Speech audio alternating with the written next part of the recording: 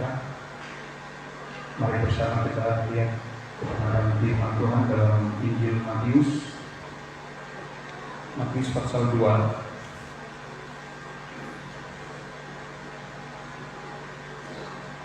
ayat 13 sampai 23.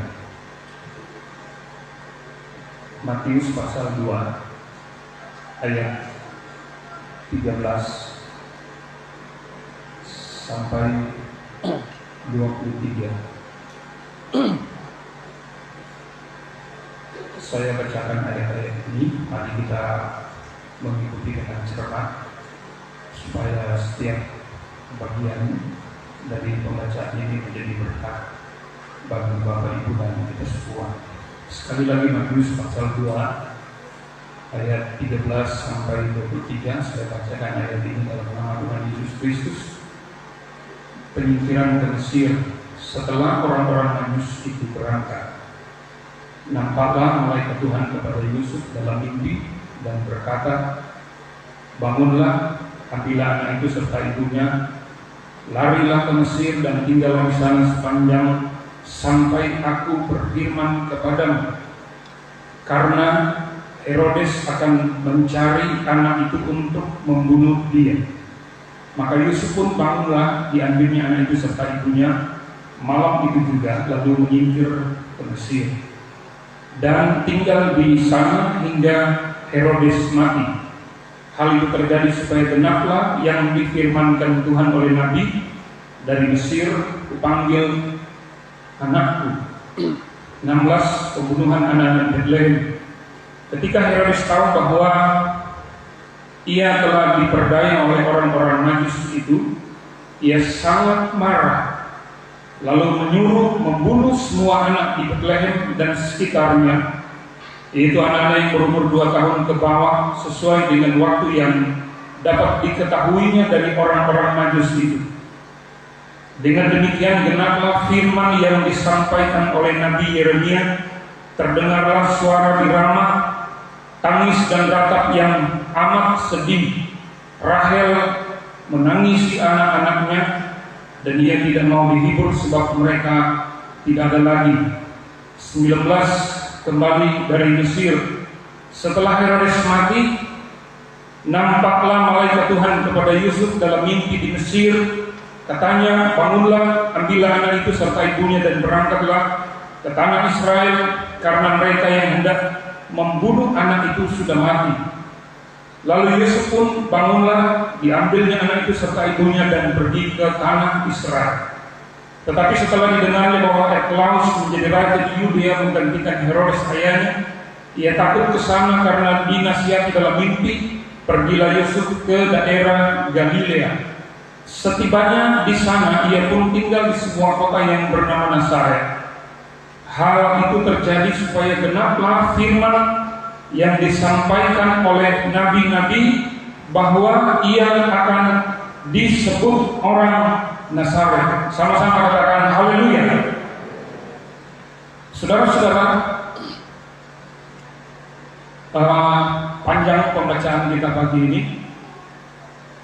tapi kalau kita menyimak baik-baik, ada 3 fase yang disampaikan sesuai kategori yang telah dibuat oleh Lembaga Alkitab Indonesia. Yang pertama, penyingkiran ke Mesir. Yang kedua, pembunuhan anak-anak di Betlehem. Dan yang ketiga, kembali dari Mesir. Kalau kita mencermati dengan baik bagian-bagian ini, kita akan melihat bahwa sebenarnya ketika Yesus lahir, dia terlahir dalam situasi dan kondisi politik yang kurang baik atau tidak baik. Di sini ditulis bahwa penguasa wilayah, penguasa daerah waktu itu, atau penguasa tanah Palestina secara keseluruhan disebut dengan nama Herodes. Saya membaca ini, Herodes ini disebut Herodes Agung. Dia memerintah dari 37 sebelum Masehi sampai 4 Masehi. Kelahiran Kristus merupakan sebuah ancaman bagi dia karena dia berpikir ada raja yang baru lahir menyaingi kedudukannya sebagai seorang raja yang memerintah di tanah Palestina ketika itu.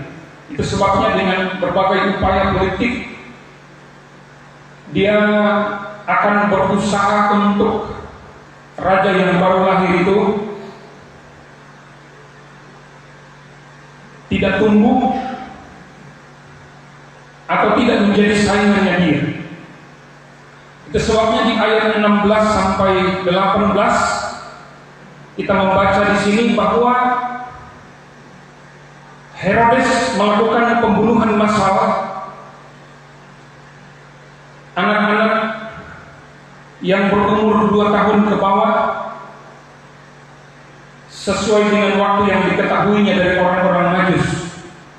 Dia membunuh semua anak yang ada di Bethlehem dan sekitarnya, anak di Bethlehem dan sekitarnya. Semua dia perintahkan untuk dibunuh.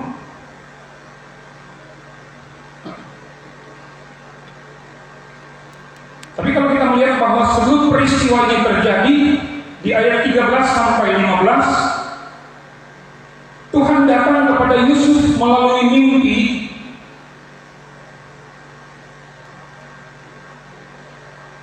melalui penyampaian seorang malaikat Tuhan kepada Yusuf bahwa Yusuf harus menyingkir ke Mesir.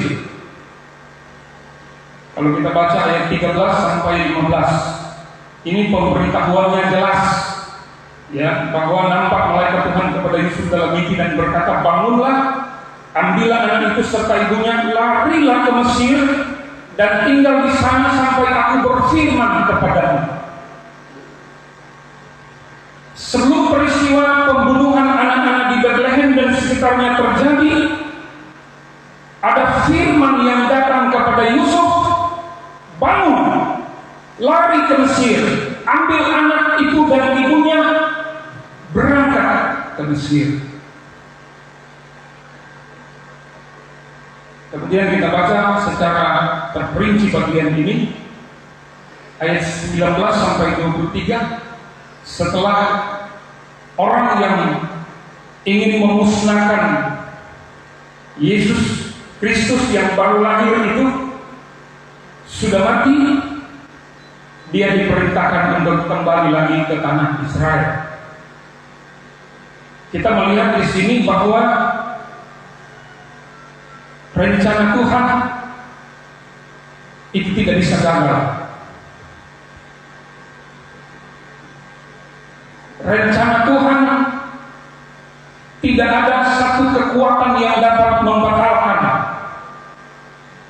Rencana Tuhan tidak ada seorang pun di muka bumi ini yang dapat menggagalkan rencana Tuhan.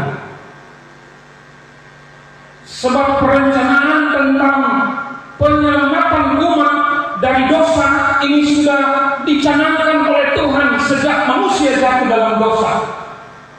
Kalau kita baca Kejadian,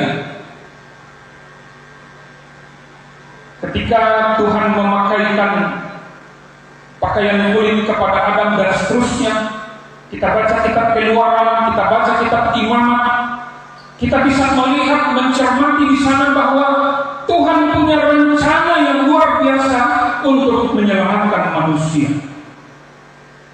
Jadi sekalipun dalam kondisi politik yang tidak menguntungkan, tidak baik ketika Yesus lahir,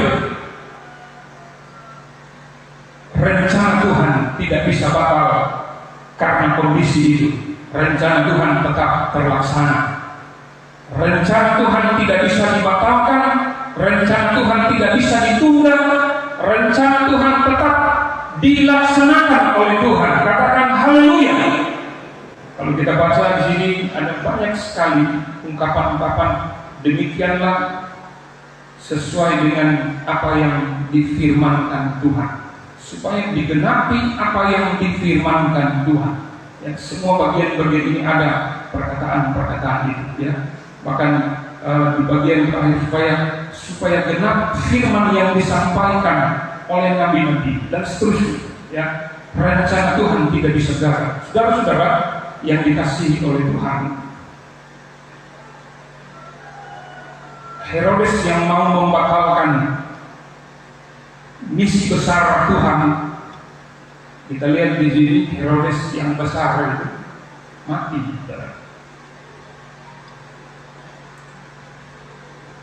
Ayat 19, setelah Herodes mati,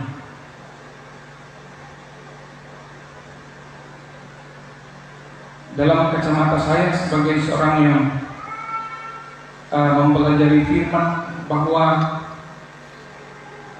tidak ada peristiwa yang terjadi secara kebetulan, termasuk kematian dari Herodes Agung di sini. Kenapa Herodes Agung mati? Karena memang dia berupaya untuk menggagalkan dan membatalkan rencana Tuhan untuk penebusan.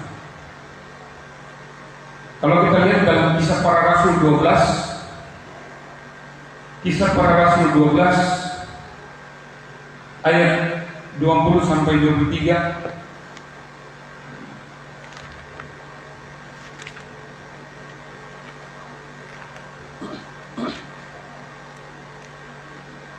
ini Herodes yang lainnya. Kisah 12 ayat 21, 20 sampai 23. Herodes sangat marah, bukan Herodes yang tadi, ini Herodes yang lainnya. Kalau Herodes yang ini ditulis di sini bahwa dia ditampar oleh malaikat karena dia tidak memberi hormat kepada Allah. Ternyata malaikat bisa menampar seseorang. Ini Herodes ditampar oleh malaikat karena dia tidak memberi hormat kepada Allah. Dia mati dimakan cacing-cacing. Saya percaya bahwa semua kita yang hadir hari ini, kita memberi hormat yang penuh kepada Tuhan, kepada Allah, kepada Yesus Kristus. Yang memberi hormat penuh kepada Tuhan, mari kita beri tepuk tangan yang terbaik bagi Dia. Haleluya. Kita memberi hormat penuh. Ketika Herodes di Kisah pasal 12 menyombongkan diri dan tidak menghormati Tuhan, maka dia ditampar. Kalau kita baca di Matius pasal 2, Herodes Agung yang memerintah seluruh tanah Palestina ketika itu, termasuk Israel dan daerah-daerah bagiannya, dia mengalami kematian ketika dia mau menghambat pekerjaan dan karya Tuhan. Haleluya. Saya percaya bahwa rencana Tuhan atas hidup kita itu tidak bisa digagalkan oleh apapun. Yang percaya sama-sama katakan haleluya. Tidak bisa digagalkan. Banyak ayat yang mengungkapkan bahwa kalau Tuhan yang sudah buka jalan, tidak ada yang dapat menutup. Kalau Tuhan yang menutup, tidak ada yang membuka. Kunci itu Tuhan yang pegang. Apa rencana Tuhan atas hidupmu? Rencana Tuhan adalah rancangan damai sejahtera. Katakan haleluya. Situasi yang kita alami hari ini adalah situasi dan kondisi yang sulit sekali. Pandemi yang terus merebak dan presentasi pertambahan jumlah yang melejit dari waktu ke waktu. Dan kalau kita lihat melalui kacamata firman, waktu ini tidak akan semakin membaik. Saya tidak mengucapkan supaya kita tidak baik, tidak ada. Keadaan dan kondisi tidak menjamin semakin baik, karena memang di kitab Wahyu ada ditulis tentang mari kita baca Wahyu pasal 6 ayat 8. Wahyu pasal 6 ayat 8 berkata, dan aku melihat sesungguhnya ada seekor kuda hijau kuning, dan orang yang menungganginya bernama Maut, dan kerajaan Maut mengikutinya, dan kepada mereka diberikan kuasa atas seperempat dari bumi, dan untuk membunuh dengan pedang dan dengan kelaparan dan sampar dan dengan binatang-binatang buas yang di bumi. Ada kuasa maut yang suatu waktu nanti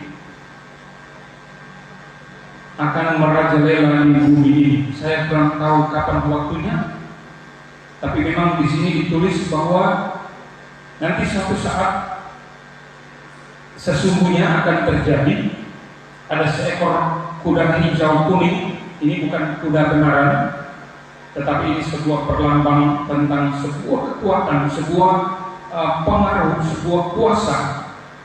Kuda hijau kuning, dan orang yang menungganginya bernama Maut, dan kerajaan Maut mengikutinya, dan kepada mereka diberikan kuasa atas seperempat dari bumi untuk membunuh dengan pedang, kelaparan, sampar, dan dengan binatang buas. Entah kapan ini akan terjadi, tetapi ini akan terjadi. Kalau kita baca juga pasal 6 secara keseluruhan, itu peristiwa-peristiwa dahsyat akan terjadi di muka bumi.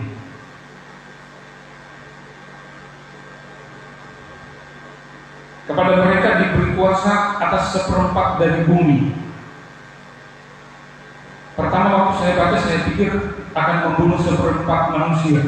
Saya sudah hitung-hitung, kalau seperempat manusia yang mati, berarti kalau sekarang ini 7 miliar, berarti ada kurang lebih 1.750.000.000 yang akan mati dengan pedang, kelaparan, sampar, dan binatang buas. Ya, kurang tahu yang meninggal karena pedang itu berapa persen, yang meninggal karena kelaparan itu berapa persen, yang meninggal karena sampar, penyakit, bisa juga karena sampar. Ini berbicara tentang sebuah pandemi yang terjadi secara global, secara internasional, secara keseluruhan, ya. Dan juga tidak tahu berapa persen yang mati karena binatang buas.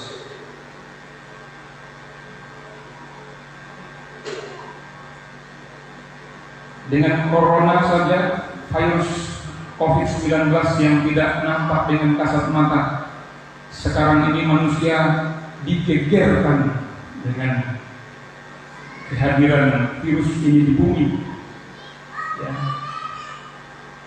Manusia dengan seluruh kekuatan medisnya berupaya untuk menciptakan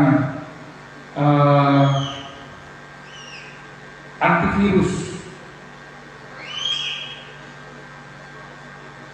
yang mungkin berencana menurut pemerintah bahwa Januari atau tahun ini, tahun depan, seluruh rakyat Indonesia akan divaksin.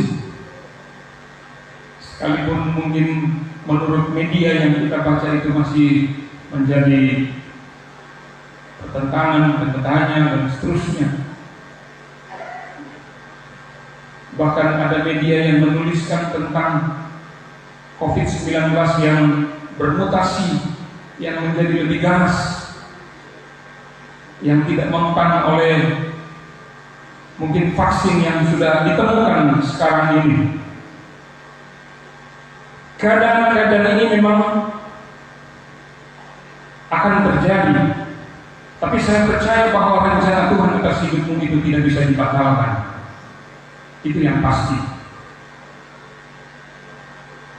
Pemeliharaan Tuhan atas hidupmu itu tidak bisa digagalkan oleh apapun yang terjadi di sekitarmu. asalkan kita tetap di jalur Tuhan. Penjagaan Tuhan atas hidupmu itu tidak bisa dibatalkan demi sesuatu yang terjadi di sekitar kita. Karena janji Tuhan itu ya dan amin. Kalau Tuhan berfirman ini yang akan terjadi, maka itu yang akan kita dapatkan. Kita membaca firman bahwa kita yang mengasihi Tuhan itu akan mendapat prioritas pemeliharaan, penjagaan, pertolongan Tuhan. Sebagaimana Herodes Agung punya rencana jahat terhadap Kristus, tetapi itu tidak bisa membatalkan misi Tuhan atas bumi ini. Saya percaya bahwa apapun yang terjadi di muka bumi ini, kita harus sama-sama yakini bahwa apapun yang terjadi di muka bumi ini, itu tidak akan membatalkan kasih Tuhan atas hidup kita. Tidak akan membatalkan rencana Tuhan atas hidupmu dan hidup keluargamu. Mari kita tetap ada di dalam naungan Tuhan. Jangan keluar. Selalu ada dalam lindungan Tuhan. Katakan haleluya. Tidak ada yang dapat menjamin hidup kita selain pemilik hidup, selain Tuhan. Kedepan kondisinya kita tidak tahu apa yang terjadi, tapi yang kita harus tahu bahwa rencana Tuhan itu tetap terlaksana atas hidup kita semua. Mari kita tepuk tangan untuk Tuhan. Haleluya. Haleluya. Puji Tuhan. Tuhan Yesus memberkati kita semua dengan renungan Natal pada siang hari ini. Kita berdoa, saya jemput di altar bersama-sama kita menyanyikan Tuhan. Haleluya. Terima kasih Tuhan atas firman-Mu. Terima kasih Tuhan atas rencana-rencana dan janji-Mu dalam hidup kami semua. Di bumi ini tidak ada pegangan yang kuat. Harta, kekayaan, kedudukan, semua rapuh sifatnya. Tetapi di dalam Tuhan selalu ada kepastian yang tidak tergoyahkan. Kami akan selalu ada di dalam Tuhan. Kami akan selalu ada di dalam hadirat-Mu. Kami akan terus berpaut dan bersandar kepada kekuatan Tuhan yang tanpa batas. Kami ada dalam genggaman tangan-Mu ya Tuhan. Kami percaya kami terpelihara, kami terjaga, kami terlindungi. Kuasa-Mu sudah besar. Lakukan pujian ini. Haleluya.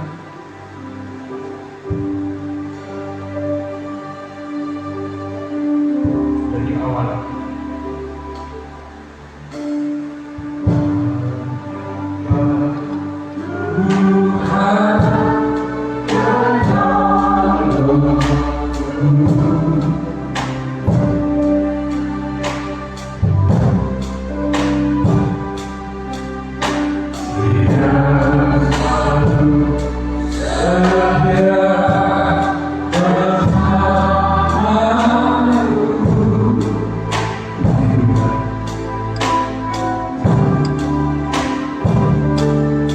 kasih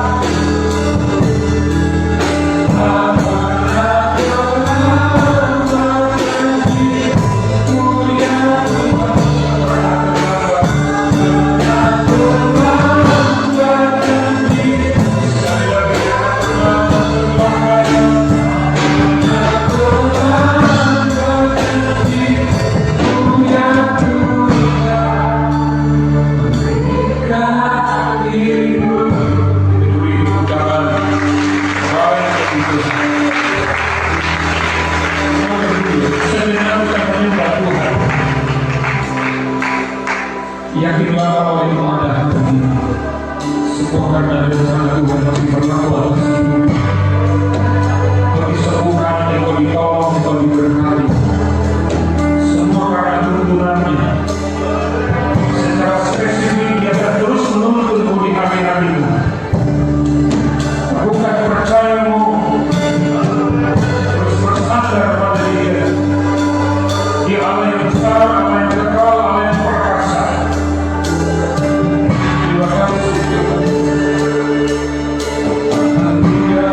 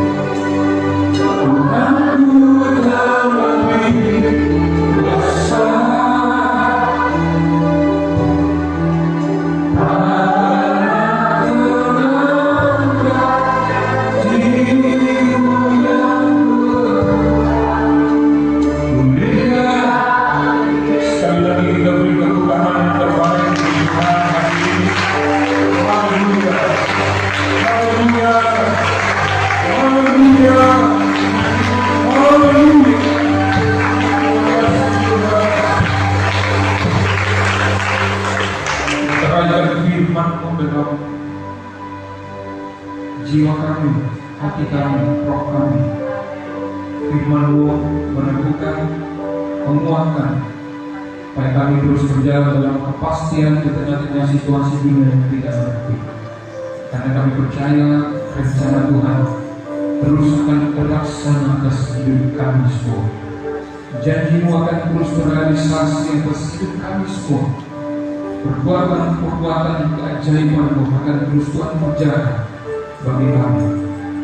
Dan kami percaya umat-Mu terpelihara, umat-Mu dijaga diberkati Tuhan, dan berkat yang luar biasa. Seberapa jauh kami firman ini terdengar, kami percaya sampai sejauh itu pula berkat Tuhan ada menjadi bahagian umat-umat-Mu.